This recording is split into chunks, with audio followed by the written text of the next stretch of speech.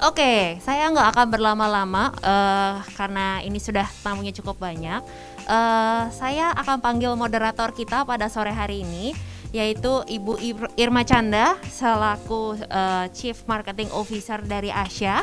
Mungkin Bu Irma di mana? Oh, itu dia.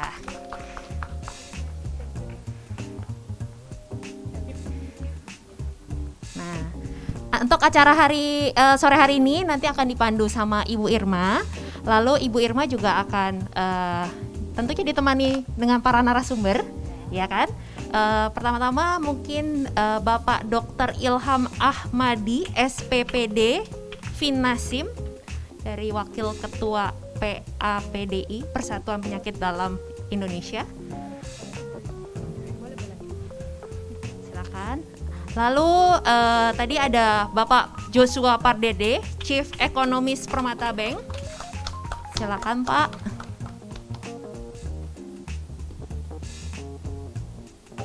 Oke. Kemudian ada Bapak Ferry Salanto, Senior Associate Director Research dari Colliers International. Dan terakhir ada Bapak Ali Tranghada dari CEO Indonesia Property Watch. Untuk tempat dan waktu saya persilahkan ke Ibu Irma Chandra. Bapak Ibu sekalian, selamat menikmati.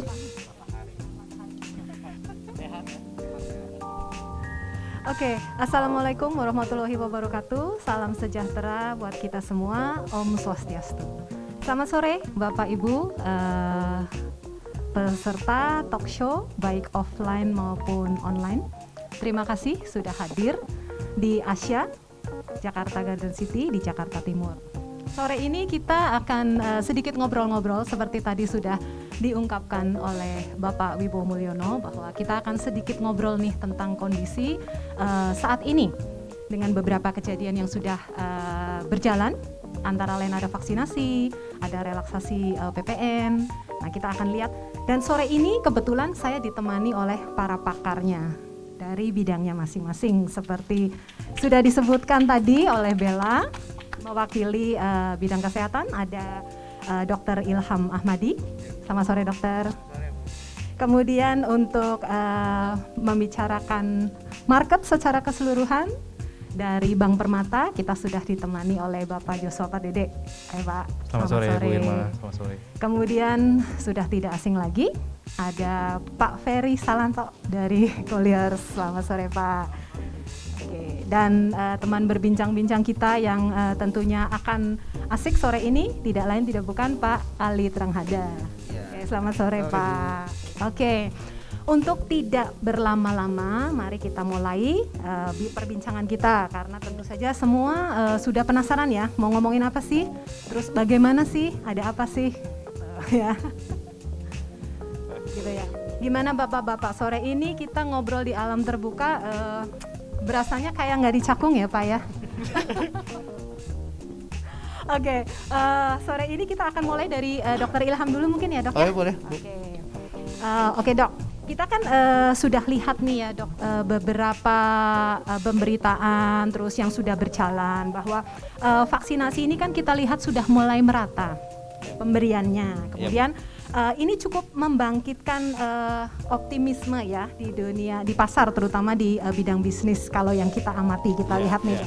Oke, mungkin kita bisa ini dok sedikit. Sebenarnya seberapa ampuh sih dok vaksin COVID-19 ini melindungi kita dari penularan COVID-19? Setelah divaksin itu seperti apa? Apakah masih ada chance untuk kena COVID lagi atau gimana? Nah, mungkin dokter bisa cerita nih ke kita semua karena itu sebenarnya yang kita tunggu-tunggu nih dok. Oh iya. Karena setelah tahun 2020 kita semua hidup dalam ketakutan dan ketidakpastian. Iya. Monggo dokter. Baik, terima kasih atas waktunya. Mudah-mudahan saya bisa membuat hati tidak galau lagi gitu ya. Pertama, mengenai vaksin, seberapa sih kuatnya vaksin ini? Dari yang sudah kami jalani sampai saat ini, kemampuan vaksin itu bisa mencapai 80% yang sudah disuntik, mudah-mudahan aman. 80% itu tingkat keberhasilannya ya dok ya? Keberhasilannya ya, jadi cukup tinggi. Bahkan bisa lebih, tergantung tempat dan populasinya. sampai saat ini kita sudah menjalani dan efek samping pada saat penyuntikan pun hampir nggak banyak lah. Paling hanya pegal, pusing. Ada beberapa gosip yang dinyatakan kalau misalkan disuntik vaksin itu cenderung untuk lebih lapar, makan melulu gitu ya. Tapi memang ada sebagian, walaupun gitu ya itu. Jadi ada yang sering mengantuk, tapi tidak ada yang berat.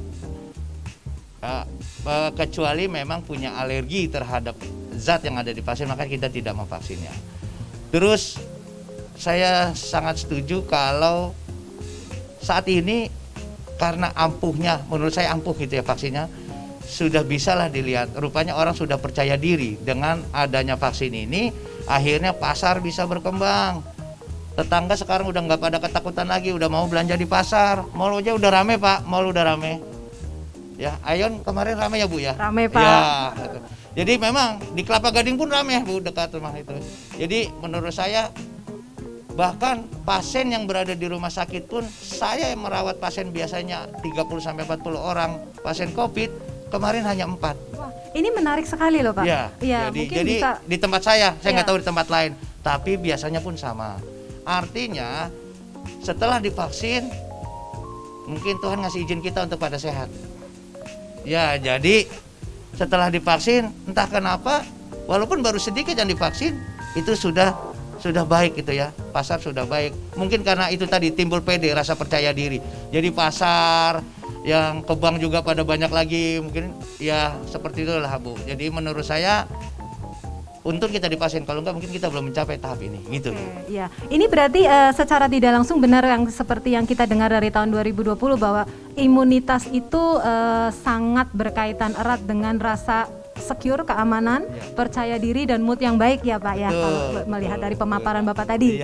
Buktinya begitu dikabarkan, oh sudah vaksin, sudah merata, tingkat orang penderita COVID-nya menurun ya Pak ya. Betul.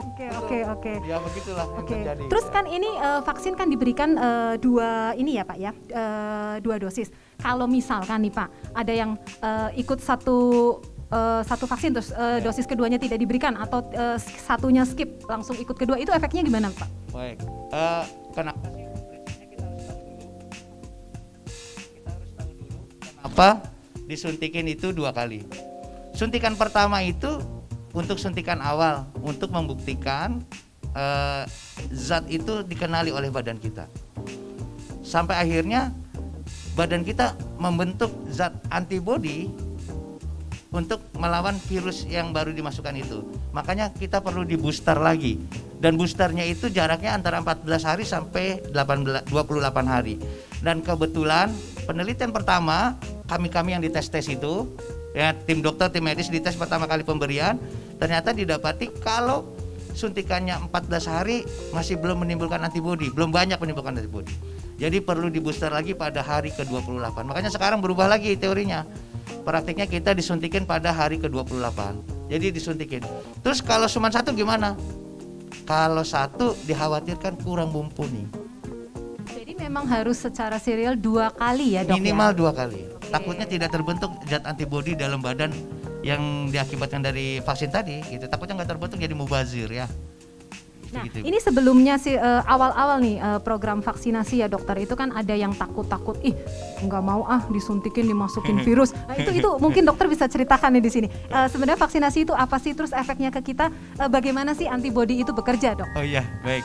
Jadi kita vaksin itu secara garis besar ada 2 jenis. Ada zat virus yang dilemahkan, ada komponen virus yang lain yang diambil. Gitu ya. Jadi masing-masing menurut saya ada kerugian dan kelemahan. Prinsipnya adalah kita memasukkan zat tertentu di dalam badan kita untuk membentuk antibodi terhadap zat tersebut di dalam badan kita. Nah, zat yang paling baik yang dimasukkan ke dalam badan kita adalah yang langsung zat virusnya. Kenapa? Karena yang dikenal adalah bentuk virusnya. Berarti justru yang paling efektif adalah virusnya yang dimasukkan. Ya, cuma karena efeknya kadang-kadang tidak merespon dengan baik. Tapi kalau sudah terbentuk, dia akan terbentuk dengan baik. Tapi kalau tidak, ya responnya pelan sedikit. Makanya keberhasilan yang diberikan vaksinnya utuh, efek sampingnya tidak sebanyak yang tidak utuh virusnya. Jadi efek sampingnya paling minimal. Oke. Tapi kalau yang vaksin yang bukan virusnya itu ada lebih banyak efek sampingnya. Jadi Gitu. memang karena berkaitan dengan cara kerja tubuh kita, bagaimana kita menerbitkan imun untuk Betul, melawan ya dok ya. ya. Jadi harus diberikan 2 kali, 2 kali. dan memang harus sesuai jangka waktu yang ditentukan ya dok ya. Ya, kalau bisa seperti itu, Bu. Oke, Ya. dok pengen tahu vaksin yang diberikan di Indonesia Iya. yang sekarang sudah aktif diberikan, itu tuh kalau kita baca di berita-beritanya kan, virusnya sudah bermutasi, virusnya sudah menjadi lebih ganas, virusnya sudah menjadi aneh-aneh. Itu vaksin kita bisa handle itu semua nggak sih dok? Bisa, Bu. Bisa ya, dok ya? Karena sampai saat ini yang divaksin itu mungkin virusnya yang bermutasi tapi masih bisa diakali dengan vaksinasi yang kita buat.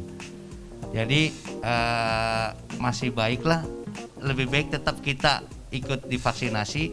Andai pun virus yang terbentuk nanti yang masuk ke dalam badan kita mutasi baru lagi, andai pun kita kena, kita nggak parah. Oh gitu. Iya, paling tidak kita punya pertahanan daya tahan tubuh udah lumayan dan nggak bahkan parah, nggak seperti misalnya masih harus meninggal atau perdarahan dan segala macam seperti itu. Enggak, ini enggak. Jadi potensi setelah divaksin memang mungkin masih bisa kena, cuma efeknya tidak fatal ya dok ya. Betul, Mungkin itu yang bisa ya. digarisbawahi ya untuk kita semua yang ada di sini.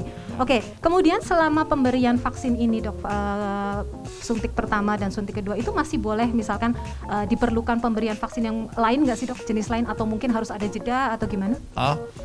Apabila misalnya disuntik saya dengan vaksin, maaf nyebut merek misalnya dari Sinovac, ya saya yang kedua ya harus disuntik lagi dengan Sinovac. Oh, harus sama ya dok Iya, ya? Oke. karena vaksin yang ada kan tadi ada yang sama-sama virus yang dilemahkan, ada yang komponen virus yang dimasukkan ke dalam badan. Jadi lain-lain. Nah, makanya diharapkan untuk suntikannya yang sama. Tapi itu kan diberikan surat keterangan ya dok ya, bahwa vaksin pertama Anda diterima dengan vaksin ini untuk Iya, melanjutkan yang ada. keduanya ya. Oke. Bahkan di sertifikat. Jadi aman ya dok. Ada sertifikatnya, Bu, Iya. kalau sudah pernah divaksin. Ya, itu nanti dengan sertifikat itu yang penerima vaksin berikutnya bisa menunjukkan ya untuk mencocokkan bahwa Ya, harus mendapatkan yang sama. harus mendapatkan hal yang sama pada suntikan kedua 28 hari berikutnya gitu. Nanti ada tulisan tanggalnya. Oke.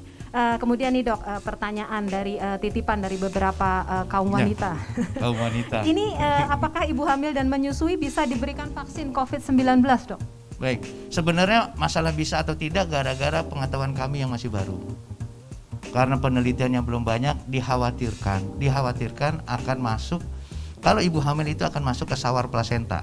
Jadi akan masuk ke bayinya, takutkan. Karena apa? Yang kita masukkan adalah virusnya. Virus yang dilemahkan, yang ditakutkan masuk. Jadi ada beberapa yang tidak disarankan. Kenapa? Karena penelitiannya belum banyak. Kalau nanti udah ada penelitiannya, mungkin bisa. Dan saat ini ada sebagian yang tidak membolehkan dulu. Jadi Karena penelitiannya belum oke, banyak. untuk ibu hamil dan menyusui sementara ini belum ya dok. Sementara Tapi ini belum. ada kemungkinan nanti bisa Ada menerima kemungkinan. ya. Ya, Oke. kalau udah cukup penelitiannya mungkin akan bisa gitu. Daripada salah nanti ya. Oke dokter. Oke, dengan pemberian vaksinasi ini kan kita tahun 2020 kemarin kan kita sama-sama 1 tahun seperti hidup dalam ketakutan, ketidakpastian ya dok ya. Jadi boleh dikatakan sebenarnya anyhow kalau ada pandemi kita mau tidak mau kita harus hidup berdampingan dengan penyakit tersebut ya dok ya. Persis, Dan Bu, persis sekali vaksinasi harus gitu. ini bisa dikatakan seperti itu tadi ya, penambah harapan untuk di sini.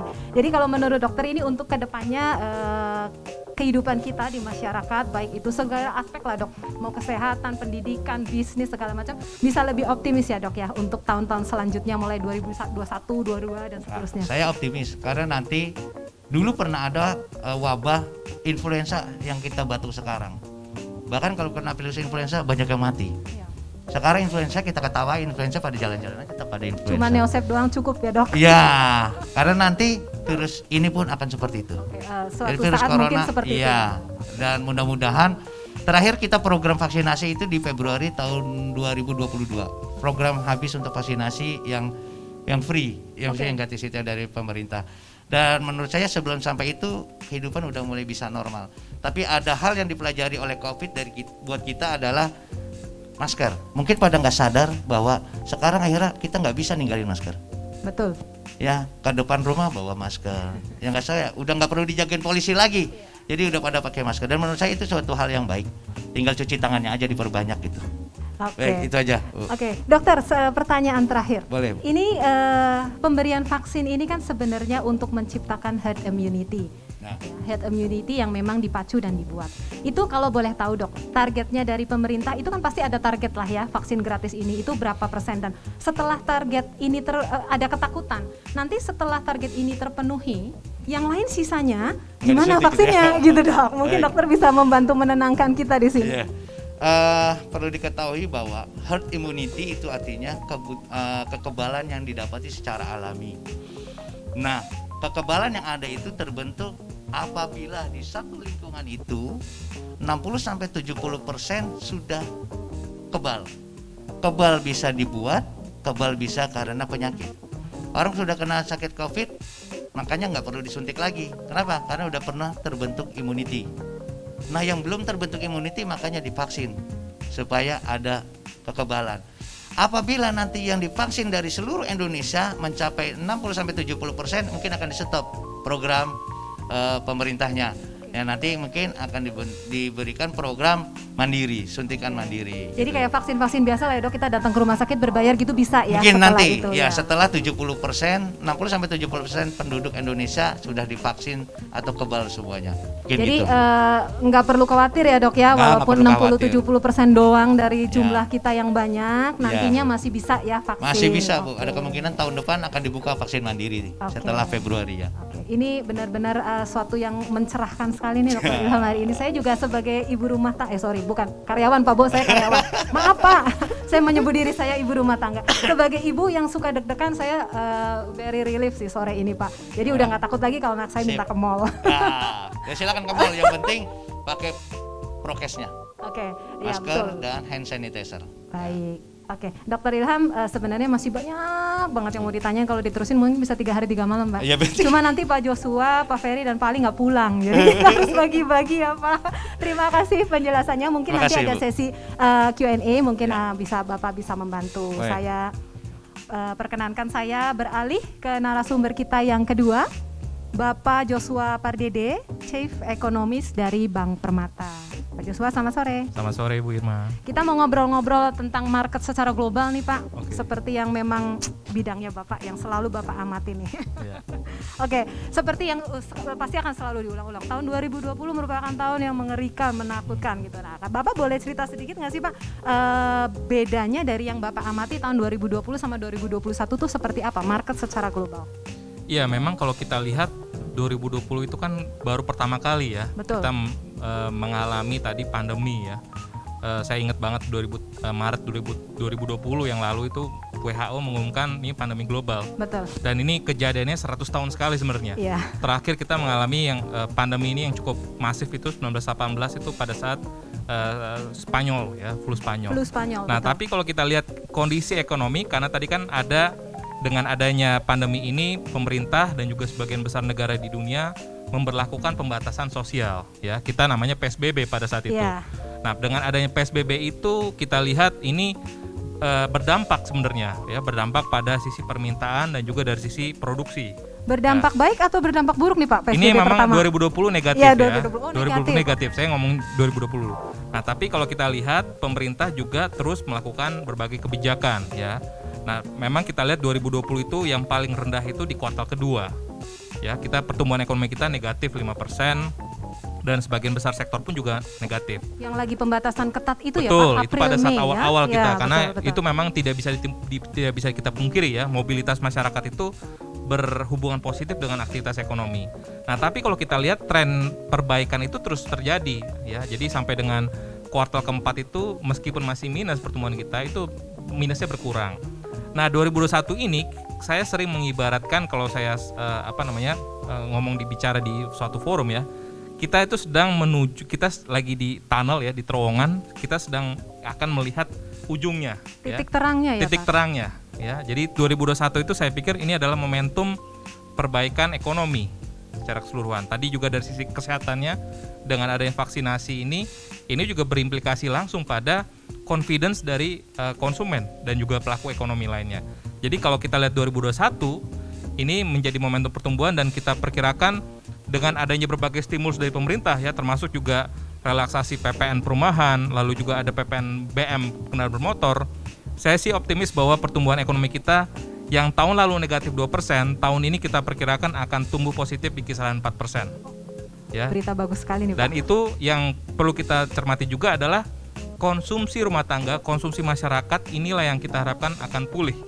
Dan ini akan berpengaruh tadi termasuk juga untuk seluruh sektor ya, termasuk juga sektor properti ini kita harapkan akan bangkit di 2021 ini. Kalau kita amati Pak Joshua, itu setiap pandemi, kejadian luar biasa itu kan pasti akan diikuti oleh perubahan gaya hidup. Seperti kita lihat nih, setelah 1 tahun kita hidup bersama virus COVID, banyak sekali gaya hidup yang berubah. Pertama masker ya dok, yang kedua kita bisa bekerja di mana saja. Terus kita bisa melakukan, pokoknya segala sesuatu yang totally different lah dengan yang kita lakukan. Itu kira-kira berpengaruh nggak sih Pak ke pasar? Ya. Perubahan tingkah laku dan gaya hidup seperti itu? Memang kalau saya cermati pada tahun lalu ya 2020 itu ya memang konsumsi itu melambat ya. Dan Cenderung turun. Turun ya, dan turun ini karena kalau kita bagi ya dari berdasarkan pengeluarannya ya, ini yang paling sebenarnya yang paling terdampak itu yang 40% terbawah ya, masyarakat penghasilan rendah. Sedangkan yang kelas menengah dan kelas atas ini sebenarnya daya belinya tidak turun. Oke. Yang kami cermati adalah uangnya ada tapi nggak bisa konsumsi.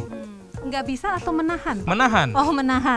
Ya, dalam arti menahan ya, karena kalau yang nggak bisa itu ya, karena kan biasanya sebelumnya orang-orang itu bisa jalan-jalan ya kan, bisa traveling, tapi dengan adanya pembatasan akhirnya nggak bisa spending.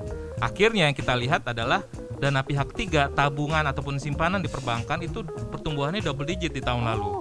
Jadi memang orang lebih cenderung saving. Betul. Ya, sampai pada saat awal pandemi bulan Maret sampai dengan akhir tahun lalu itu memang kecenderungannya pertumbuhan dari saving itu meningkat.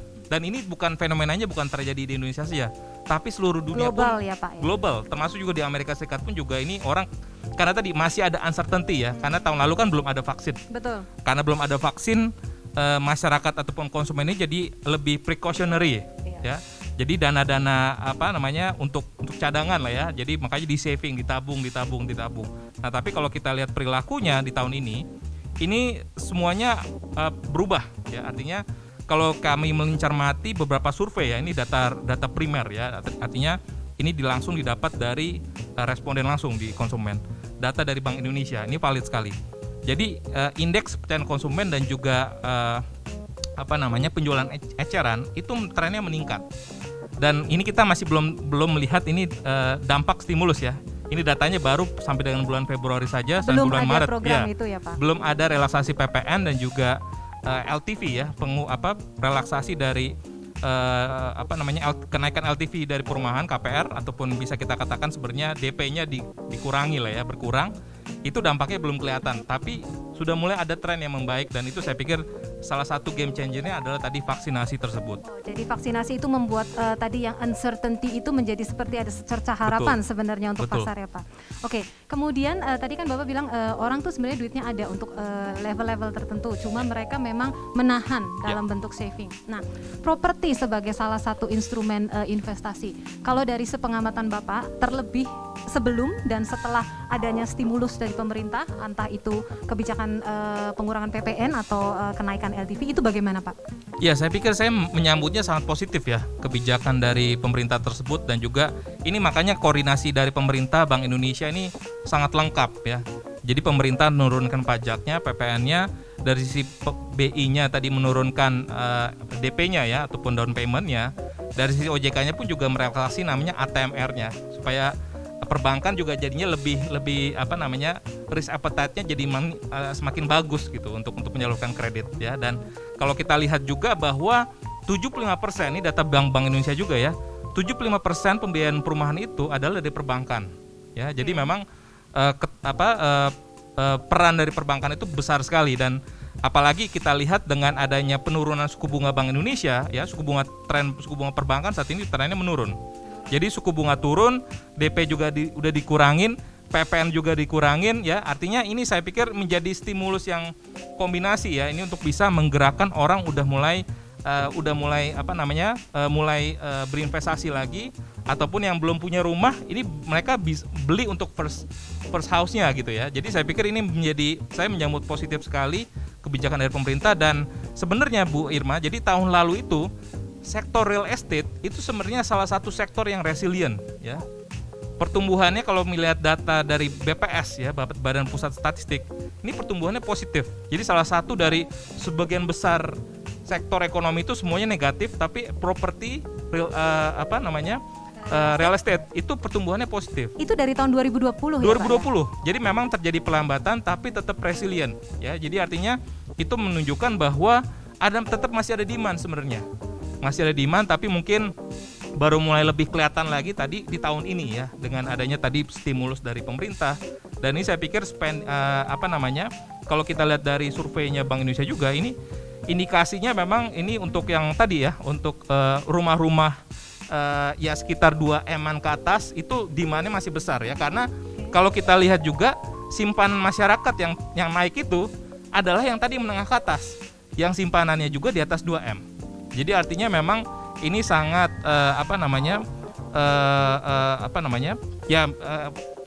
klop gitu ya, artinya ya demand-nya sudah mulai membaik, ditambah lagi juga dengan tadi misalkan yang pembiayaan perbankan pun juga sudah lebih sudah permintaan kredit juga mulai menambah ya. Kalau kita lihat datanya sendiri, ini pertumbuhan dari KPR pun juga udah mulai tumbuh ya dengan adanya suku bunga kredit yang turun. Jadi saya pikir ini kita harapkan menjadi momentum yang sangat positif khususnya membuat sektor properti tahun ini. Saya lega sekali nih mendengarkan statement dari Pak Joshua ya, karena bisa dibilang Bapak Joshua ini pihak netral ya Bapak Ibu.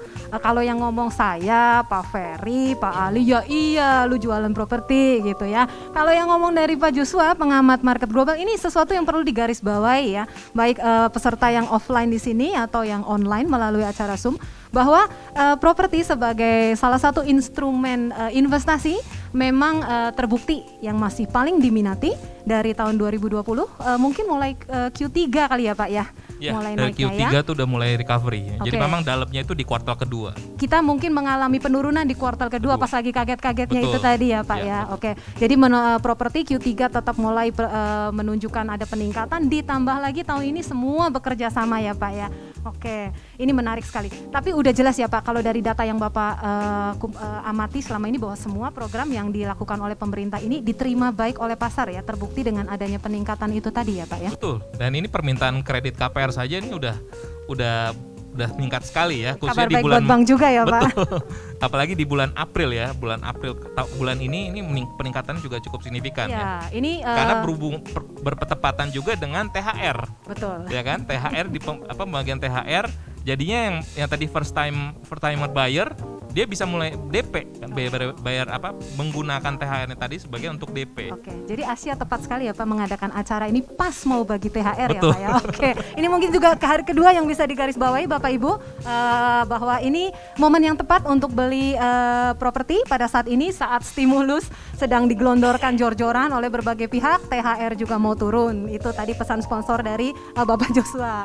Oke, Pak Joshua masih nanti mungkin ngobrolnya kita lanjutkan dengan sesi tanya jawab. Saya beralih ke Pak Ferry dulu ya Pak, biar ngobrolnya makin asik nih Pak. Soalnya saya udah makin banyak pertanyaan yang mau saya tanyakan ke Bapak.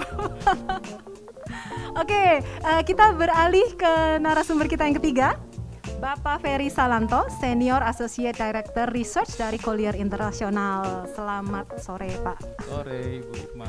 Seperti yang dikatakan Pak Wibowo tadi nih, kalau nggak ada datanya Pak Ferry, kita nggak bisa meraba mau ngapain nih. Pak Ferry, kita kan saat ini kan Asia nih, salah satu satu-satunya ya malah ya proyek residensial dari Astra Property. Oke, mungkin dari skala proyek memang mungkin kita baru berumur 4 tahun, cuma so far menunjukkan bahwa Astra memilih di Jakarta Timur itu nggak salah. Nah, kita ngobrol tentang Jakarta Timur ya Pak ya.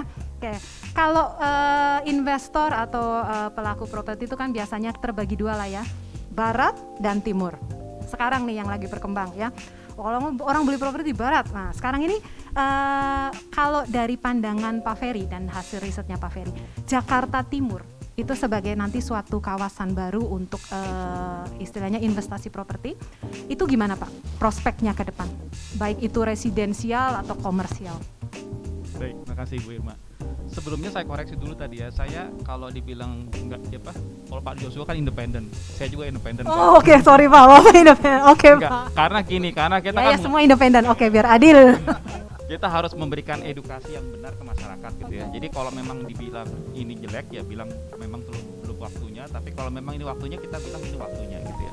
Nah, bicara tentang investasi, Bu, pertama saya mau bersyukur bahwa Pak Joshua tadi menyatakan bahwa ekonomi kita ada prospek. Kenapa begitu? Karena yang namanya properti itu kalau kita lihat penyerapan properti itu, terutama di properti komersial, itu selalu inline atau berhubungan erat dengan pertumbuhan ekonomi. Jadi kalau kita mau lihat bagaimana prospek properti ke depan, ya Pak Joshua tadi mengatakan 4%. Walaupun mungkin tidak tumbuh secara setinggi ya sebelum-sebelumnya, tapi dari pertumbuhan minus tahun kemarin sekarang jadi 4%, itu adalah suatu harapan. Artinya ini memang suatu momentum. Nah, bicara lagi sebelum saya bicara timur atau barat atau ini kita bicara properti itu ada dua sebenarnya. Kalau investasi, pertama adalah siklus, kedua adalah momentum. Kenapa siklus? Karena properti itu selalu bersiklus. Kita ingat waktu tahun 2010 setelah global financial crisis sampai tahun 2013 waktu itu properti itu bertumbuh sangat signifikan gitu ya. Dan itu dimanfaatkan oleh investor atau orang-orang yang punya uang itu untuk membangun properti sangat gencar pada saat itu. Bisa dibilang zaman keemasannya ya Pak. Iya, zaman itu ya. Tapi ini bukan momentum sebenarnya. Kenapa? Karena kalau yang namanya investasi itu kita harus lihat momentum baliknya itu yang cari yang paling tinggi gitu loh. Titik tertingginya ya Pak ya. Titik terendah kita lihat dia udah mau naik ke atas gitu ya. Nah, tahun 2010-2011 itu dia berada di titik yang tinggi. Jadi kalau di situ ambil momentum untuk investasi, kita akan menghadapi suatu penurunan yang secara alami gitu. Jadi kalau dibilang masalah investasi, sebenarnya sekarang adalah waktu yang good timing gitu ya. Kenapa? Karena seperti tadi Pak Joshua juga sampaikan bahwa perekonomian kita nih diharapkan akan pulih tahun ini. Artinya ini momentum untuk bergerak. Artinya inilah opportunity untuk mengambil harga yang terendah. Ya, karena sekarang ini kan kalau boleh dibilang buyer's market atau tenant's market. Jadi mereka lebih punya bargaining power ya dibandingkan landlord sekarang ini. Betul Pak. Nah inilah sebenarnya harus dimanfaatkan oleh investor untuk dia ambil momen gitu ya, momen supaya nanti 2-3 tahun ke depan itu mereka sudah menikmati hasilnya gitu. Artinya properti udah akan naik. Nah, kalau bicara mengenai timur dan barat itu jelas ya bahwa kalau timur ini adalah suatu daerah di Jakarta yang memang pertumbuhannya lebih lambat dibanding yang lain gitu ya. Dan ini memang semuanya karena memang infrastruktur di timur juga waktu itu memang belum semaju yang di barat ataupun yang di daerah terutama selatan ataupun di tengah gitu ya. Nah, tapi kalau kita lihat sekarang bahwa infrastruktur connectivity itu sudah tersambung, sudah memudahkan untuk mengkoneksi ke berbagai daerah, terutama ke daerah-daerah yang aktivitas bisnisnya itu tinggi. Ini sebenarnya harus dilihat sebagai sesuatu yang momentum tadi itu lagi, Bu. Jadi kalau kita lihat di sini di timur ini mungkin belum banyak perumahan yang saya pas pertama udah berapa kali sih masuk sini, tapi yang masuk ke Asianya kan baru sekali ya. Saya lihat waduh ini keren banget ini ya. Ini nggak nyangka bahwa ada perumahan yang begitu kerennya di Jakarta Timur, ada Lakeside juga. Kemudian tadi barusan ada lihat rumah yang harganya bisa sampai puluhan M juga. Artinya memang dan itu laku loh Pak. Dan itu laku. Barusan saya juga diupdate oleh rekan saya Bella, rekan lama saya, katanya dia baru closing ini yang harganya puluhan M, luar biasa itu. Dan inilah uniknya market kita gitu ya. Market kita untuk kelas-kelas yang menengah atas itu sebenarnya bukan tidak punya kemampuan, tapi mereka sedang menunggu gitu ya. Artinya ini uang ini sewaktu-waktu bisa bergerak. Dan itu juga sebenarnya bisa terlihat juga kayak misalnya di sektor industri itu banyak perusahaan-perusahaan yang sekarang kembali lagi ke mode wait and see gitu ya. Wait and see itu bukan artinya mereka tidak punya uang, mereka punya kemampuan tapi mereka akan spending pada saat momennya tepat. Jadi ini momentum vaksinasi, kemudian pemulihan ekonomi, ini adalah satu momen yang menurut saya memberikan optimisme terhadap pasar gitu ya, terutama setahun 2 tahun mendatang. Memang kalau secara umum sih kalau saya melihatnya untuk properti terutama komersial ini memang perlu waktu gitu ya. Artinya mungkin tidak serta-merta dengan adanya kebijakan segala macam itu akan langsung naik. Tapi kalau dari sektor residensial ini sebenarnya sudah mulai kelihatan. Sudah mulai gitu kelihatan ya Pak sudah mulai peningkatannya kelihatan. ya. Ya ada terutama kalau saya kan lebih fokus ke high rise Ibu ya. Iya. Di high rise itu memang kita mengalami masa-masa yang sulit. Jadi bukan karena Covid sebenarnya, tapi sebelumnya pun penjualan terutama apartemen itu juga sebenarnya sudah mulai menurun gitu ya. Kenapa bisa menurun? Karena kalau kita bicara properti yang untuk investasi gitu ya. Ini kan biasanya properti yang pembelinya memang investor buyer gitu ya. Investor buyer itu apa sih ekspektasinya? Mereka ekspektasinya adalah bisa mendapatkan yield yang diinginkan, yang sesuai gitu ya. Sekarang kalau dilihat mereka harus investasi properti sedangkan yieldnya turun, ya mereka mending tunda dulu sekarang ini Bu ya. Jadi karena hal seperti itu. Tapi kita juga nggak boleh lupa bahwa ada market end users yang juga potensial, dan ini sebenarnya potensinya lebih besar lagi gitu ya. Karena mencakup masyarakat luas dan barangnya juga banyak, dan ini sebenarnya yang seharusnya dieksploitasi, dimaksimalkan gitu potensi ini gitu. Kalau tadi Bapak bilang bahwa untuk target market yang 2M ke atas itu tadi sebenarnya uangnya ada, mereka menunggu momen, sama mungkin mereka tersedia banyak pilihan kali ya Pak ya, tergantung dari maksudnya pilihannya mereka itu. Nah kalau menurut Pak Ferry sendiri, apa sih kira-kira yang membuat Jakarta Timur, wilayah Jakarta Timur ini supaya bisa menjadi oke, saya pilih Jakarta Timur deh untuk spend my money gitu? Sebenarnya gini, tadi hubungannya dengan saya bicara tentang momentum tadi Bu ya. Jakarta Timur ini kan jadi seperti ini kan memang prosesnya sudah ketinggalan dibanding daerah lain. Artinya masih ada potensi harga itu bisa naik lebih seiring dengan pembangunan infrastruktur. Betul. Itu tadi ya Pak ya. Iya. Kan biasanya ada orang yang suka ngomong istilah pakai sunrise property ataupun sunset property. Nah, ini termasuk di kategori yang pertama. Jadi artinya potensi capital gain atau mungkin nanti yieldnya bisa tinggi itu sangat besar gitu ya di Jakarta Timur, karena memang ini daerah yang masih baru gitu. Dibandingkan kalau misalnya bapak ibu beli rumah di BSD ataupun di Serpong ataupun di Alam Sutra, itu kan memang sudah jadi gitu ya, lingkungan sudah jadi. Tapi di sini ini masih baru, belum banyak rumah yang terbangun, apalagi di sini gitu ya. Kemudian setelah populasi terbentuk nanti diikuti oleh perkembangan komersial gitu ya. Ada orang kebutuhannya mall mungkin nanti akan banyak, dan tidak menutup kemungkinan kantor pun bisa jadi ada di sini. Karena kan sekarang bukan masalah kantor harus di komersial area, tapi kantor yang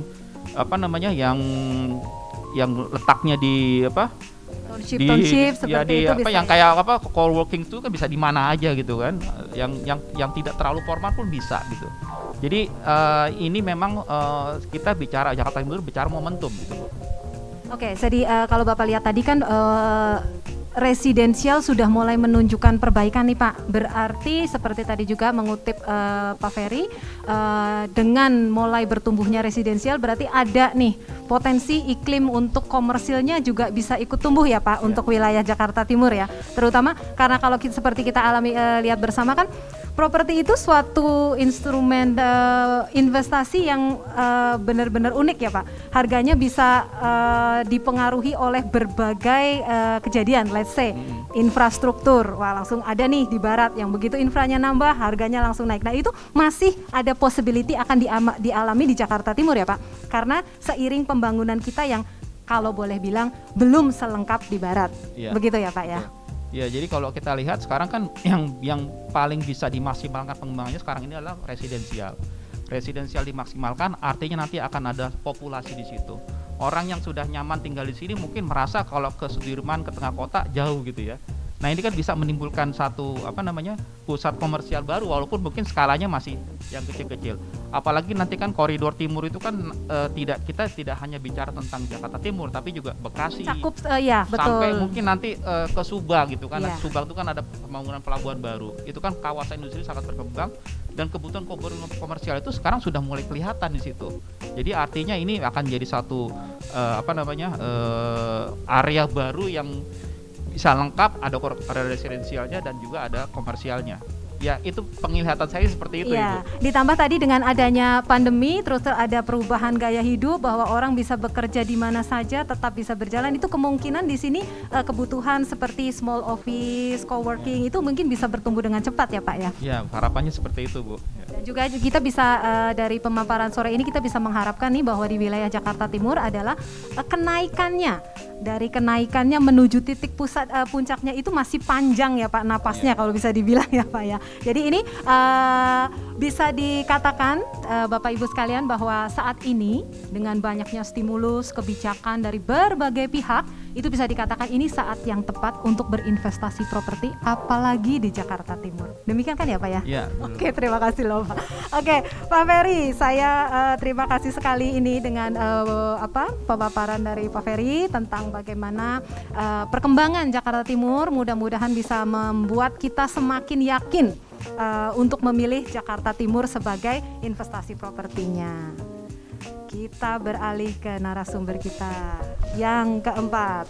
Oke, beliau adalah Bapak Ali Tranghada, CEO dari Indonesia Property Watch. Jadi kalau kita lihat nih ya, Pak Ali ini gencar sekali untuk mengedukasi kita, mengedukasi pasar, terutama properti. Apa sih yang terjadi? Apa sih perkembangannya? Nah ini sore ini kita benar-benar beruntung, beliau bisa hadir di tengah kita. Nanti Bapak Ibu mungkin ada pertanyaan langsung bisa ditanyakan. Mumpung Pak Alinya ada di sini, ini jarang sekali terjadi ya Bapak Ibu, Pak Ali main ke Cakung. Soalnya beliau juga sedang sibuk nih. Oke Pak Ali, nggak panjang-panjang lagi. Pak, ini kan ada program diskon PPN, ada DP 0%, itu ya Pak ya. Ini kan sudah kelihatan nih Pak, ini cukup menstimulus perkembangan properti di Indonesia. Mungkin Pak Ali bisa menceritakan Pak, mungkin dari pengamatan Bapak sejak adanya, ini kan sudah sebulan ya Pak kurang lebih sejak program tersebut dilaksanakan. Itu kira-kira perkembangannya gimana sih Pak? Sepositif apa? Sebetulnya gini, kalau kita lihat sebetulnya yang stimulus yang diberikan pemerintah saat ini kan ini luar biasa lah ya. Dulu mana pernah kita beli rumah nggak bayar pajak, nggak ada ya. Orang tua kita juga belum pernah loh. Ini pertama kali Indonesia kita beli rumah PP-nya 0 atau dikurangi, gitu kan nggak ada kan. Nah, kalau saya bilang ini pemerintah memang sedang melakukan total football lah ya di properti. Tapi memang kita masih usahakan, kita beberapa usulan, saya lagi ke Kementerian Keuangan, Dirjen Pajak, kita selalu mensosialisasikan lah apa yang terjadi di properti gitu kan. Tapi artinya apa yang dilakukan di pemerintah ini luar biasa ya. Selain ada kebijakan pasar, tadi Pak Ferry juga ada sebutkan, ini time to buy juga ya. Artinya nih satu momen yang sebetulnya ini tidak akan terjadi lagi loh. Ya karena kita pun tidak mengharapkan pandemi terjadi lagi gitu kan. Amit-amit ya Pak. Jadi ini mungkin dalam satu dekade itu mungkin ini luar biasa. Artinya momen ini harus dimanfaatkan oleh para buyers gitu ya. Kalau terkait tadi efektivitasnya seperti apa, yang paling berasa itu memang tadi ada LTV 100%, artinya DP 0 ya. Itu pun sebenarnya udah berjalan, pengembang-pengembang udah melakukan itu sebenarnya, tanpa ada kebijakan pun udah melakukan itu. Yang paling menurut saya yang paling signifikan itu pengurangan atau penghapusan PPN. Ini luar biasa. Jadi data kami itu baru sebulan gitu ya, baru sebulan itu terjadi kenaikan penjualan rumah ready stock. Karena ini kan masih terbatas untuk rumah ready stock. Betul. Gitu ya. Rumah ready stock tuh naiknya 307,8%. Wow, luar biasa sekali ini luar kenaikannya. biasa loh. Ini belum pernah terjadi kenaikan untuk ready stock seperti itu. Artinya apa? Yang tadi Pak Joshua bilang juga, ini daya beli ada gitu. Ya. Cuman kan daya beli ini kan masih belum masyarakat yang memang masih pilih-pilih, ada beberapa instrumen investasi kan banyak gitu ya. Tapi kalau kita lihat ini sebetulnya kondisi saat ini sebetulnya kayak zero sum game gitu ya. Di sisi lain ada ekonomi sektor yang jatuh, tapi di sisi lain sebenarnya ada yang naik ya, kayak alat kesehatan, pabrik industri obat-obatan tuh naik semua kan ya. Nah, artinya ada momen-momen daya beli itu ada. Bagaimana dia mau merealisasikan pembeliannya itu yang jadi kita mesti edukasi. Kalau ini momen bagus loh sebetulnya. Coba deh lihat. Saat ini kan semua masyarakat di rumah gitu. Katanya tadi ada yang menunda 2 miliar ke atas menunda. Cuman di sisi lain kan mungkin Bapak Ibu merasakan juga, saya hampir tiap hari itu ada aja yang ngetok pintu tuh paket ya kan. Rumah saya itu Pak. Nah kan sama juga, artinya kan ada sisi satu yang memang kita berbelanja mengalihkan belanjanya ke sini, tapi bukan nggak ada daya beli. Jadi saya yakin properti ini nggak kehilangan daya beli ada gitu ya. Kenapa kemudian kita seperti seakan-akan itu kehilangan daya beli karena memang ada pengetatan PSBB. Semua di rumah kok, nggak bisa kemana-mana, gitu ya. Jadi tapi daya belinya tetap ada. Ini kan seakan-akan karena lockdown itu. Jadi data kami pun menarik nih. Di satu sisi ekonomi ini melemah, gitu ya, negatif. Tapi kalau kita lihat perhatikan properti itu anomali. Awal tahun di triwulan 1 tuh memang semua kan kita belum tahu apa, kita takut lah, panik gitu ya. Semua ada pengetatan PSBB, ekonomi pun relatif hampir tidak berjalan gitu kan. Properti anjlok 50%. Tapi kan surprisingly ketika di triwulan 2 itu naik almost double. Ini kan lucu kan. Ketika ekonomi katanya melambat, properti naik 2 kali lipat. Ini kenapa? Ternyata memang properti itu tidak terlepas dari pengetatan dan pelonggaran PSBB. Karena kalau kita beli properti, memang semua migrasi ke digital ya. Semua kita ngeliat digital mau tidak mau. Tapi kalau buat transaksi properti, tapi kita mesti datang kok. Kita mesti merasakan kayak Harus ini kan lihat ya, adem Pak, gitu betul. kan. Kalau ini sih langsung, ini saya nunggu kwitansi aja belum datang kwitansi. Oh gitu ya. Jadi kan adem gitu kan. Ini kan butuh feel ya. Jadi nggak hanya gambar bagus ya gitu ya. Kemudian pas kesini dia mesti buktikan ini bagus gitu. Jadi kalau tadi Pak Ferry betul bilang masalah Jakarta Timur itu prospeknya bagus, dan satu lagi poinnya di sini saat ini pengembangnya siapa? Ya. Faktor developernya Ya, ya, ini Pak ya. developer, kalau dari survei kami itu faktor brand pengembang, ini track recordnya seperti apa, komitmen, cost ini kan udah banyak dibangun juga ya, Asia ya. Itu salah satu yang membuat si buyer, calon buyer itu percaya. Jadi Trustnya ada ya Pak ya. trustnya ada, jadi oke. dia mungkin ngelihat pengembang ini jangan-jangan bangun atau enggak, ini udah dibangun loh. Dia menambahkan trustnya untuk membeli. Jadi ini kalau saya lihat faktornya memang banyak faktor lah, tapi salah satu faktor pentingnya itu. Pak, ini kan kalau kita lihat ini program ini kan saat ini memang yang dilakukan ada jangka waktunya, Ya. memang terbatas, aturannya banyak. Kalau melihat nih Pak, positifnya baru sebulan aja udah kayak begini nih Pak, 300 something itu Ya. tadi. Kira-kira dari pengamatan Pak Ali, mungkin nggak sih Pak program ini akan diteruskan? Saya nggak mau berandai-andai, ya kan? Nggak boleh kasih bocoran ya Pak? Ya, ini di record lagi kan? Sini saya Iya, salah lagi. oke Pak. Kita pakai Jadi, kata gini, sandi aja Pak. Iya, kata sandi aja ya. Jadi gini, tersirat aja deh. Oh tersirat. Oke. Jadi sebetulnya saya dengan kami dengan Indonesia Property Watch, dengan Real Estate Indonesia, dengan REB saat ini pun terus intent dengan Kemenq, Dirjen Pajak buat melihat nih bagaimana perkembangannya gitu kan ya. Kalau ini bagus mungkin akan diperpanjang, malah mungkin diperluas lagi karena ini tidak masalah ini masalah tidak yang siap huni, mungkin nanti dilepas lagi sampai ke India segala macam. Saya belum berandai-andai.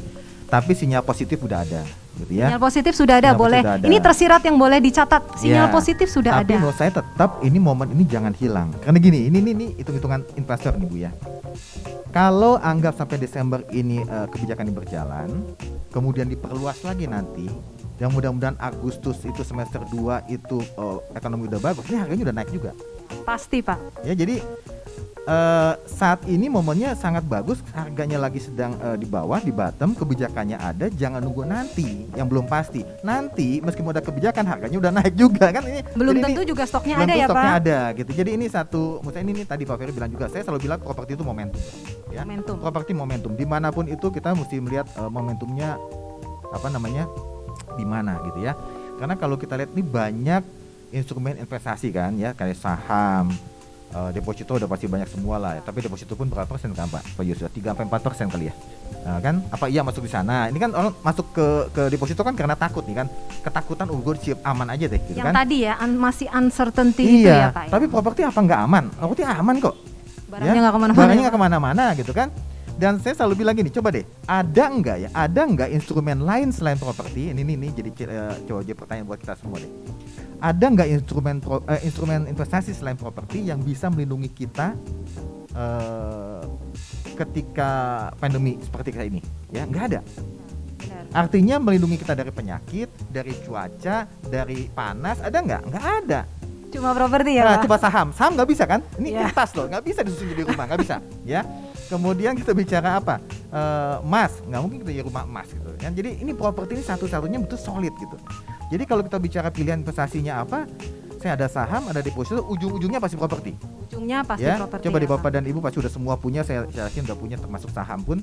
Ujung-ujungnya pasti yang resikonya rendah tapi dia returnnya capital gain jangka panjang itu luar biasa, di lokasi yang prospek luar biasa, pengembangnya yang brandnya luar biasa juga.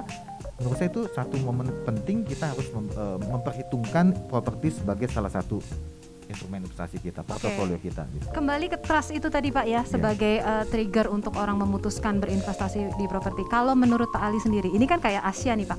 Ini kan satu developer yang berada di dalam satu kawasan, tapi kawasan tersebut dikembangkan oleh beberapa developer. Itu apakah lebih bisa meningkatkan trust dari calon pembeli? Apakah nanti pembangunan kawasan itu akan lebih cepat? Atau menurut pasti. Pak Ali gimana? Pasti, jadi kan gini, pengembang itu kan ada beberapa strategi ya. Kalau misalkan kita anggap satu pengembang besar, kemudian tanahnya banyak tapi nggak dikerjasamakannya, berjalannya akan lambat. Lebih slow ya Pak ya? Lebih slow ya. Ini saya mengamati perkembangan Asia juga. Ini kan Asia Modern Land kan nih di dalam Jakarta Garden City, betul, Pak. kemudian Asia masuk sini, ada beberapa investor juga masuk ke sini. Ini akan memberikan nilai tambah yang luar biasa dan cepat gitu. Jadi nggak terlalu menunggu lama gitu. Karena gini yang tadi Pak Ferry sebutkan juga, jalan tol ya nggak, ya secara alamiah itu pasti ada kok, nggak dibuat-buat kok. Alamiah, jadi nggak tiba-tiba jalan tol ada kemudian pengembang naikin harga, enggak, ini alamiah. Karena tingkat permintaannya tinggi, harganya akan naik ya. Kalau di sini ada beberapa pengembang yang bersama-sama mengembangkan satu lokasi, pasti nilai tambahnya akan berbeda dengan yang lain. Jadi menurut Pak Ali kan tadi Bapak bilang bahwa saat ini adalah saat yang paling tepat ya Pak untuk membeli properti ya. Pada saat stimulus yang digelondorkan jor-joran, savingnya juga ada. Jadi saat ini mendingan daripada menunggu, walaupun sinyal-sinyal ke arah tersebut ada, lebih baik better beli sekarang daripada kehabisan ya Pak ya. Oke. Dan dengan adanya vaksinasi ini tadi Pak, yang tadi Dr. Ilham juga bilang bahwa nggak usah takut vaksinasi, pasti nanti semua orang akan divaksinasi. Ini berarti kita bersama-sama bisa bilang bahwa untuk kuarter selanjutnya di tahun ini bahkan sampai ke tahun 2022 industri properti akan membaik ya Pak ya. Harusnya ya, tadi kalau dari kalau dari Dr. Ilham bicaranya optimis Pak ya ke depan. Ini dibarengi dengan jadi ini sebenarnya kan bukan fundamental kita yang jelek sebetulnya. Ini kan tadi ada pandemi yang membuat kita juga lockdown gitu ya, pengetatan, tapi fundamental ekonomi kita bagus sebetulnya. Tapi kemudian dari Dr. Ilham bilang ini ada vaksinasi udah berjalan lancar. Ini kan kita kejar-kejaran nih Pak ya, vaksin itu kan, tapi kalau dari penjelasan Pak Dokter itu kan cukup bagus. Artinya ini kan akan berbarengan, mungkin di semester 2 2021 akan terjadi pergerakan. Tapi kan kita nggak nunggu nanti. Nah, Pak Ferry juga bisa bilang tadi, momennya tuh jangan nanti belinya, gitu kan? Telat ya Pak. Selalu gitu ya Pak Ferry ya. Kita selalu tiap bulan tuh ada komunitas investor lah. Selalu tuh pertanyaan paling banyak itu, ya udah naik ya telat ya, selalu gitu. Ya kan selalu lah coba. Nah, saya bilang ya kenapa nggak dari dulu? Ini bukan kita bicara hoax ini data semua, kita bicara data semua, ini senior juga bicara data semua. Artinya ini semua kita setuju pada satu titik di mana kita bilang ini properti di bottom, iya. Tapi kita lihat prospeknya ada nggak? Kalau dengan vaksin kemudian ekonomi, Pak Ferry juga bilang ini sebenarnya nggak ada alasan lagi properti tidak akan naik. Ini masalah waktu aja, tanpa mendahului yang di atas gitu. Titiknya ini akan terjadi. Titiknya kapan kita nggak tahu, tapi ini arahnya udah benar. Ini bisa dibilang lagi take off ya Pak ya? Yeah. Oke. Pak, ini kalau kita lihat kan kejadian seperti ini bisa terjadi seperti ini kan sebenarnya karena dikeroyok rame-rame nih. Ada peran aktif dari bidang kesehatan, dari perbankan, terus dari pelaku properti kayak asosiasi dari Arebi gitu. Ini kenapa sih Pak nggak dari dulu gitu loh Pak dilakukan seperti ini? Kalau dari dulu lakukan seperti ini kan dengan adanya kerjasama yang saling menguntungkan seperti ini, industri properti tumbuh, semua bidang bisnis bergerak kan Pak. Harusnya gitu kan, tapi dulu kan biasanya tetap lah namanya manusia ini ada manusia itu ada ego masing-masing. Nah sekarang kan dari atas bilang lu ngumpul semua ya, kerjasama ya, ini momennya ini semua. Ini udah parah nih dikeroyok bareng gitu ya Pak ya. Jadi kesempatan seperti ini seperti bapak-bapak tadi bilang belum tentu terulang lagi. Betul. Ya dikeroyok bareng, semua kerjasama gitu ya. Kondisi kayak ini jangan terulang lagi lah sebetulnya. Amit-amit sih Pak kalau pandeminya. Kalau kerjasamanya sih bagus. Kerjasamanya bagus. Oke, sepertinya nih banyak sekali yang saya pribadi pengen tanya. Cuma nanti mengurangi sesi tanya jawab. Apakah bisa dibuka untuk sesi tanya jawab? Bella? Bisa ya, bisa dibuka. Oke, mungkin Bella bisa bantu saya ya Bel untuk mengedarkan mungkin adakah pertanyaan. Kita buka sesi tanya jawab untuk audiens yang offline di sini dulu ya Bapak Ibu. Boleh ditanyakan kepada Dr. Ilham, Pak Joshua, Pak Ferry, atau Pak Ali, monggo.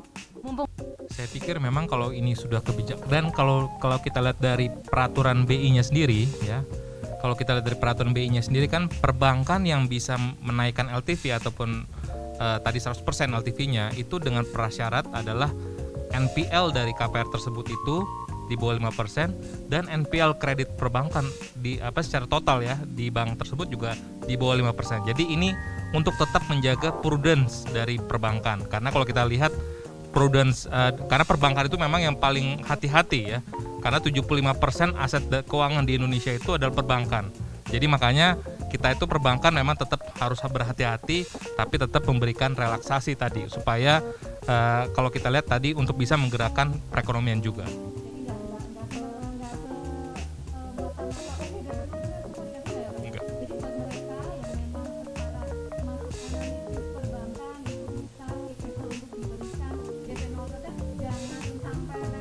Betul. betul Bu.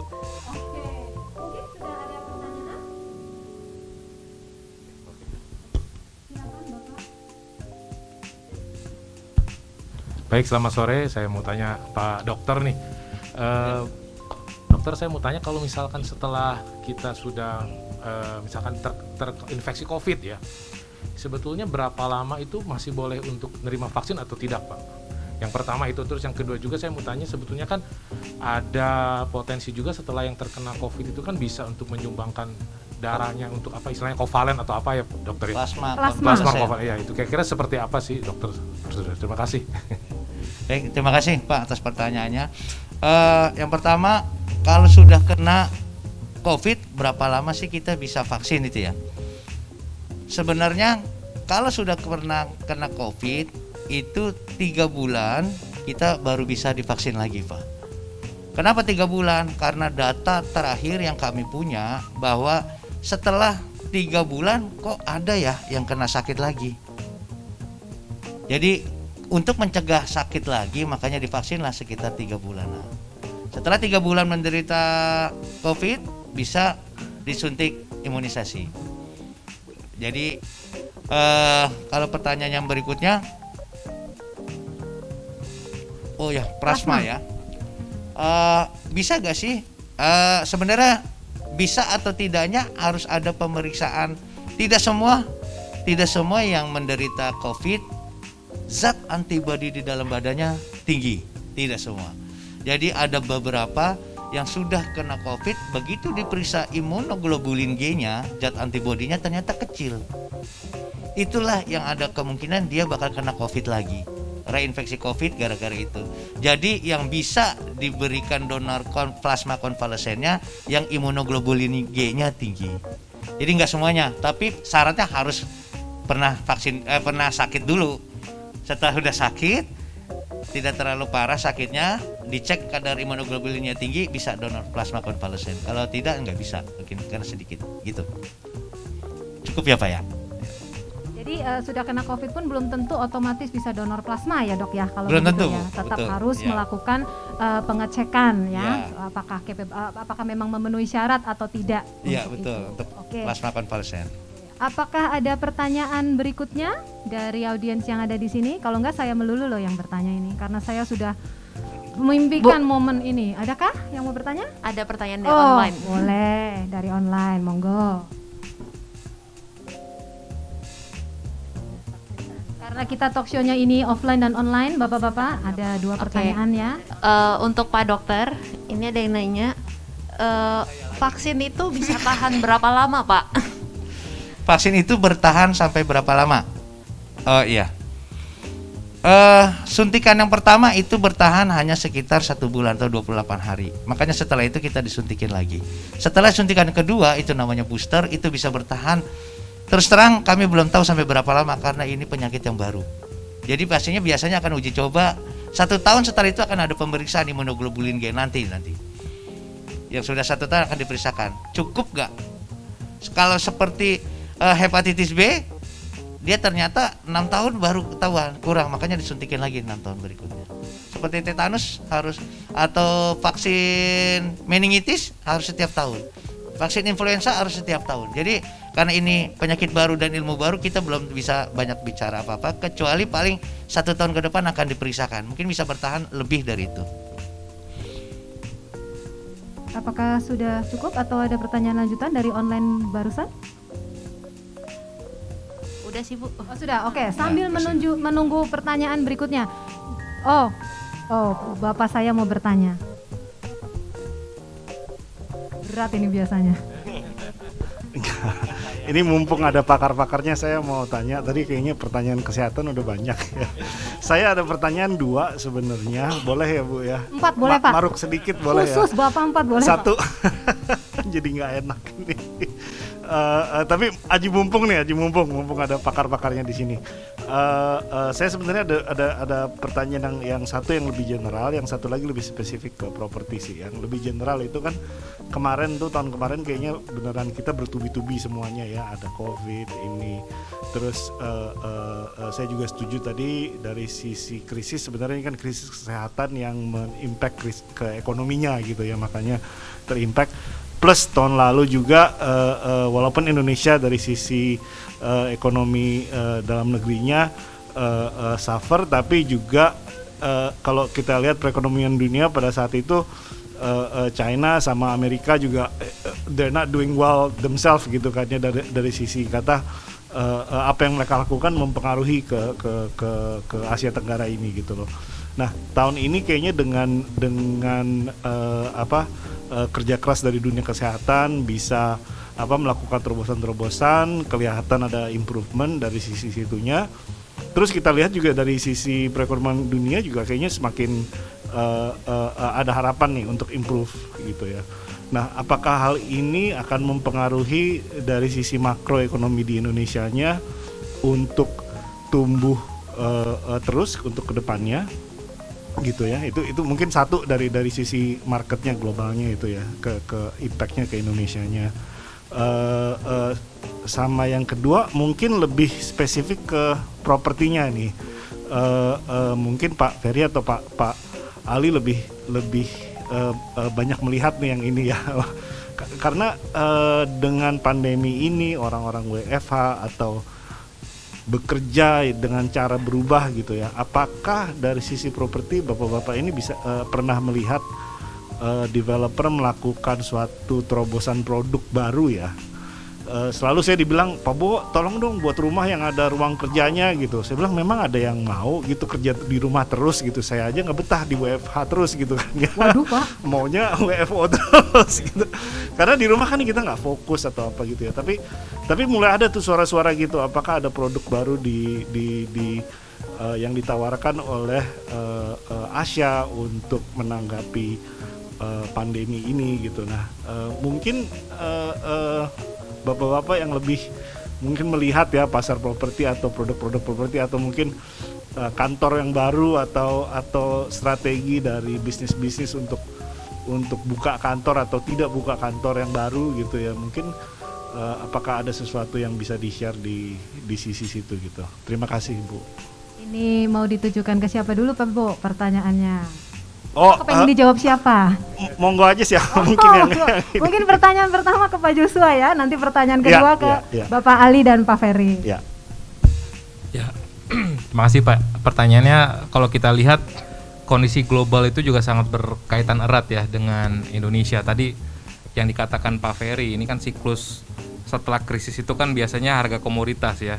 Nah pada saat harga komoditas itu juga karena ekonomi kita juga sangat erat kaitannya dengan komoditas ya, ada sawit, ada batu bara ya, jadi dan karet ya itu. Nah itu penghasilan ataupun pendapatan sebagian besar masyarakat di Indonesia itu juga akan sangat dipengaruhi juga. Jadi artinya kalau globalnya membaik, harga komoditas juga meningkat, ya tadi pendapatan ataupun demand dari masyarakatnya mestinya meningkat juga. Dan untuk jangka panjang, jadi saya pikir ini kan pemerintah juga sebelum diluncurkanlah stimulus tersebut, kan pemerintah tahun lalu sudah mulai dengan Undang-Undang Cipta Kerja ya, Omnibus Law. Nah ini saya pikir ini merupakan perubahan struktural yang sangat signifikan sekali ya. Jadi kalau tadi kata Pak Ferry, kata Pak Ali tadi momentum, jadi momentumnya ini kita untuk potensial upside-nya, potensial gains-nya itu sangat tinggi sekali Pak, khususnya buat investasi ya. Karena kalau kita ngomongin suatu negara yang mau tumbuh lebih cepat lagi itu harus didukung oleh investasinya. Ya, jadi saya pikir dan di tengah pandemi sekalipun nih tahun lalu nyatanya ya rating dari surat utang pemerintah kita ini tetap investment grade ya. Jadi artinya untuk investasi apalagi termasuk juga di sektor real property, saya pikir ini akan potensial gain-nya masih akan sangat cepat sekali ya, dan itu sangat dipengaruhi juga tadi boosternya juga yang paling yang udah disetujui oleh DPR dan sudah dikeluarkan ya undang-undang turunannya itu tadi Omnibus Law Undang-Undang Cipta Kerja. Jadi saya pikir itu yang menjadi momentum game changer juga ya untuk jangka panjangnya supaya investasi ini akan terus meningkat ke depannya. Lanjut langsung kedua ya Pak Boy ya. Oke, jadi mungkin Pak Ali dan Pak Ferry mungkin bisa membantu menjawab ini tadi dengan adanya pandemi, perubahan lifestyle itu sebenarnya produk properti apa sih yang kira-kira bisa menjawab kebutuhan akan hal ini? Boleh. Apa-apa saya menurut aja siapa dulu. Sebenarnya kalau produk apa Pak Ali lebih banyak tahu daripada saya ya. Tapi Pak Ali nanti lebih banyak. Nah, Pak Ali nanti akan lebih banyak ngasih tahu. Tapi yang saya lihat sekarang Pak adalah perubahan tren gitu ya, terutama kalau kita lihat di sektor komersial gitu ya. Jadi tren downsizing space itu udah tidak bisa dihindari. Kenapa? Karena orang juga lihat punya space banyak-banyak nggak efisien juga. Kemudian kita kan bertahap ya, akan ada proses transisi. Jadi kita nggak akan langsung mungkin WFO itu 100% orang masuk, tapi dia akan mungkin 50-50 sehingga kebutuhan space itu nanti akan berkurang. Jadi orang mungkin akan gantian seminggu WFO, seminggu WFH kayak seperti itu. Jadi itu sudah terlihat jadi hal seperti itu. Nah ini sebenarnya menimbulkan satu kesempatan gitu Pak. Jadi selama ini space yang harganya mahal-mahal memang sekarang jadi turun. Memang ini hal yang positif dari sisi tenantnya gitu ya. Nah kemudian kalau di sisi retail contohnya, retail ini sekarang orang arahnya nanti open space itu akan menjadi sesuatu yang diinginkan oleh masyarakat gitu ya. Artinya tidak harus kayak kita tadi kan kumpul di ruang ber-AC, Pak Ali bilang buka aja deh. Maksudnya kan bukan gerah, tapi maksudnya supaya nggak terlalu virusnya nggak di situ aja gitu Pak. Nah konsep-konsep alfresco kayak gini ruang terbuka gitu itu akan menjadi satu tren yang akan diminati terutama untuk retail. Kalau nantinya misalnya di Asia ini pengen buat satu katakanlah supporting retail tapi bisa menjadi destination karena ini kan ada faktor alamnya juga mendukung sekali gitu ya untuk ada danaunya ya Pak. Ada danaunya bikin apapun yang bisa jadi walaupun kecil bisa jadi destinasi. Jadi nggak harus besar itunya. Kalau yang lain-lain mungkin Pak Ali ya bisa nambahin. Silakan Pak Ali. Iya, kalau ini pertanyaan susah nih kalau dari Pak Bu. Enggak Kak. Gampang kok Pak, gampang. Susah. Jadi kalau saya lihat memang perubahan tuh ada sih Pak ya. Perubahan tuh ada. Bahkan nggak study room segala macam itu kan sudah dari dulu kan. Tapi kita dibuat gitu. Oh iya ternyata ada alternatif seperti itu. Bahkan ada juga yang sekarang buat powder room di depan gitu ya. Kemudian juga tempat rak sepatu di depan. Itu kan memperlihatkan kalau saat ini masyarakat itu faktor psikologinya memang seperti itu. Karena dia ada ketakutan pandemi ini lama segala macam gitu kan. Tapi menurut saya itu sesuatu hal yang bersifat sementara. Tapi kalau kita bicara alternatif, apakah itu study room nanti butuh study room atau enggak? Biasanya kan study room itu kamar yang diganti aja kan fungsinya kan. Itu kan bisa alternatif. Tapi menurut saya ini ke depan memang akan menjadi semacam tren iya. Karena tadi Pak Ferry bilang memang saat ini pengusaha-pengusaha pun malah mempertimbangkan untuk diperpanjang loh ini WFH-nya Pak. Jadi bilang ini lebih efisien, lebih efektif nih. Udah deh semua kerja di rumah aja. Yang kreatif gitu ya kayak desain segala macam dia nggak perlu ke ini kan. Malah desain juga kan banyak jurnalis media saya bilang udah WFH aja karena dia tetap produktif. Malah lebih produktif dibandingkan dekat kantor gitu. Jadi hal-hal seperti itu ada. Dari survei kami sebetulnya di samping faktor itu ada hal yang tadi juga Pak Ferry sempat sebutkan. Kita itu menjadi aware masalah kesehatan. Jadi masalah sirkulasi, desain bangunan yang memperhatikan sirkulasi segala macam itu memang jadi salah satu yang menjadi pertimbangan konsumen untuk beli. Ya, di samping bangunannya, kemudian lingkungannya juga gitu ya, RTH-nya bisa bernafas lah istilahnya. Itu menjadi faktor pertimbangan penting. Tadi saya bilang brand, kemudian harga, yang ketiga itu memang itu Pak Bu. Jadi mereka milih dulu memang banyak juga sirkulasi tapi nggak diperhatikan. Tapi sekarang menjadi faktor penting, kita oh ini lebih bernafas lah gitu kan. Mungkin kedepannya itu jadi salah yang betul-betul diperhatikan konsumen gitu. Jadi salah satu yang dilakukan Asia selama ini sudah benar ya Pak? Udah dengan oke ya, udah oke, sirkulasi ya. Jendelanya gede-gede ya Pak, terus space planningnya juga ini ya. Oke. Boleh saya tambahin ini kan ada danau juga, danau. Ada. Ini ruang terbuka hijaunya itu banyak. Lebih untuk sirkulasi udara sudah secara alami bagus ya Pak ya. Oke. Ya Pak, Ferry. Tambahin sedikit Pak, mungkin kalau di untuk perumahan seperti ini ya, yang perlu diperhatikan juga bagaimana membangun infrastruktur IT yang mendukung. Kalau konsep misalnya kayak ruang studi atau kantor itu masih bisa diakalin ruang yang kosong nggak dipakai. Tapi ya kalau selama infrastruktur IT-nya tidak tersedia, artinya bukan sekedar kayak ini udah masuk yang biasa, tapi memang diseriusin gitu Pak infrastruktur IT-nya. Itu akan menjadi satu daya tarik saya pikir, karena orang sekarang walaupun di rumah nyaman-nyaman aja gitu, bisa ngantor, bisa tetap nonton Netflix, bisa selama internetnya kencang gitu Pak, gitu. Oke, jadi selain space, desain keseluruhan environment dan koneksi ya Pak, internet ya Pak yang kencang. Oke, rupanya ini karena keterbatasan waktu sebenarnya pengen banget diterusin lagi ya. Rupanya pertanyaan dari Pak Bo merupakan pertanyaan terakhir nih Bapak Ibu. Mengakhiri sesi kita untuk talk show hari ini.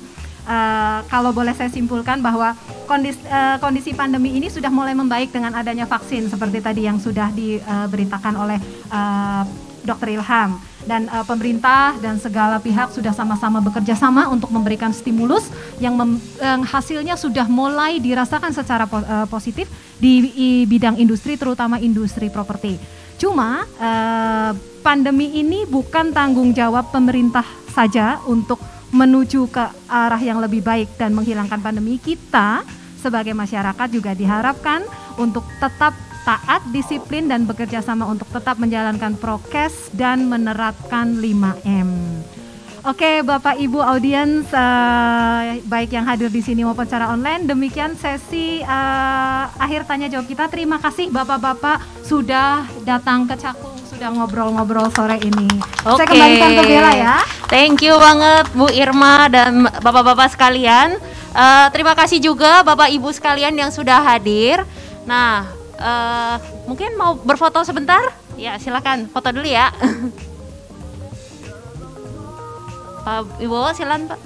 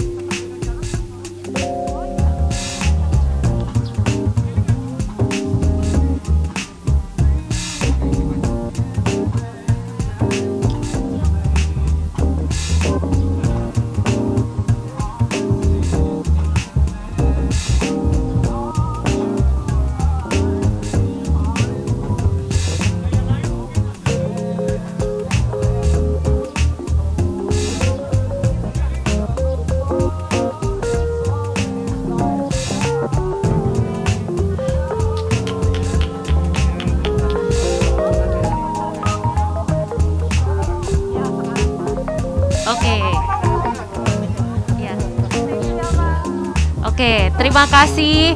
Nah, sebelum saya menutup acara ini, saya mau informasi sedikit. Kita lagi ada promo nih, terutama untuk klaster terbaru kita, yaitu klaster Maninjau. Asia bekerja sama dengan Bank Permata. Untuk klaster Maninjau, kita punya beberapa program menarik. Di antaranya untuk 52 unit blok baru, hadiah berupa diskon, ya, pertama diskon untuk cara bayar KPR Express up to 312 juta. Lalu kami memberikan juga cashback tabungan Permata sebesar 30 juta. Atau Bapak Ibu bisa memilih biaya subsidi KPR sampai dengan 106 juta, atau yang paling menarik adalah bunga spesial KPR dengan Bank Permata yaitu 1,59%. Dan tidak lupa juga kami lengkapi rumahnya dengan AC di semua kamar dan living room. Oke, demikian acara kita sore hari ini. Untuk Bapak Ibu yang di online, kita sudahi dulu. Dan Bapak Ibu yang di offline, kita masih ada acara. Untuk teman-teman yang di online, Bapak Ibu sekalian, terima kasih atas atensinya pada sore hari ini. Akhir kata, Bella pamit untuk acara online. Oke, see you.